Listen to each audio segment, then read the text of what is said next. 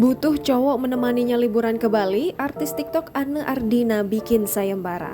Selebgram sekaligus artis TikTok Anne Ardina membuat sayembara mencari teman lelaki yang nanti menemaninya selama liburan ke Bali.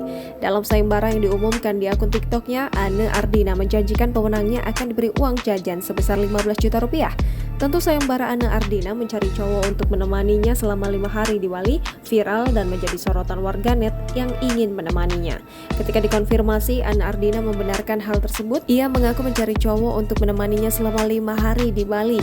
Anne menambahkan bahwa ia mengajak cowok tersebut nantinya bukan untuk melakukan hal yang tidak-tidak selama 5 hari di Bali. Setelah video sayembara diunggah sejak 2 hari lalu di TikTok, pemain suara hati istri itu tak menyangka banyak sekali yang mau menemaninya ke Bali. Bahkan, saking ramainya, Anne Ardina sampai kebingungan harus memilih siapa. Diberitakan sebelumnya, nama Anne Ardina dikenal publik lewat konten-kontennya di TikTok dan juga Instagram, berisi tentang menyindir orang lewat jogetan mautnya. Terbukti, jogetan maut Anne Ardina berhasil membuatnya memiliki 200.000 lebih followers dan juga 1,7 juta followers di TikTok. Jangan lupa subscribe, share, komen, dan like ya!